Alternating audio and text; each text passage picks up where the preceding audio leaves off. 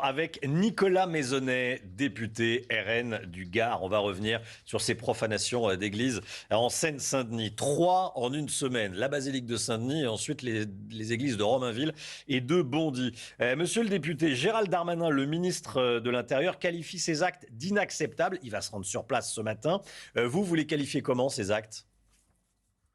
Écoutez, ce sont évidemment des actes ignobles. On peut trouver différents qualificatifs, hein, mais ils sont évidemment inqualifiables. Toutes ces dégradations, ces vols, ces profanations, ces incendies parfois, sont bien sûr insupportables, mais à travers tous ces méfaits, j'ai envie de dire que c'est la France qui est visée.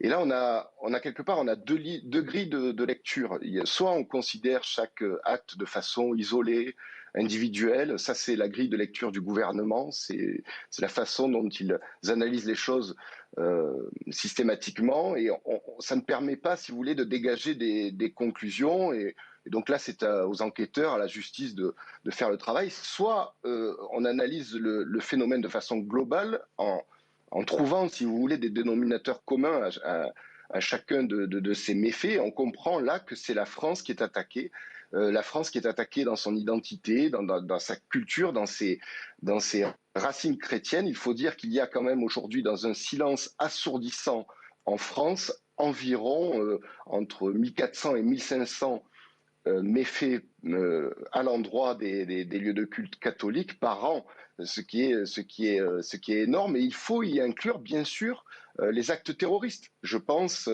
à l'incendie de la cathédrale de Nantes, l'assassinat du père Hamel, également la tuerie de Nice. Tout cela, évidemment, sont des attaques en règle contre la France. Dans le Figaro de ce matin, ou sur le site internet, une paroissienne s'inquiète et compare la situation des chrétiens de Seine-Saint-Denis à celle des chrétiens d'Orient. C'est exagéré selon vous ou pas?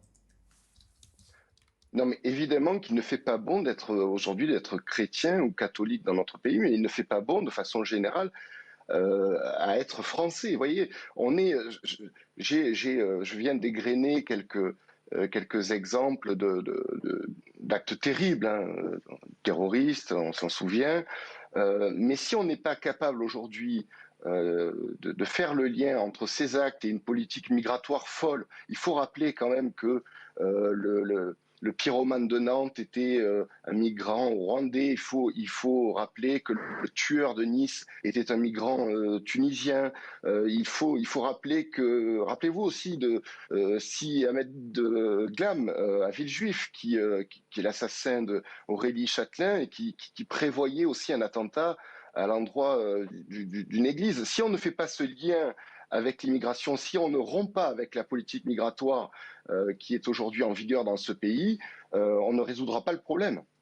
Merci beaucoup. Merci Nicolas Maisonnet, député RN du Gard.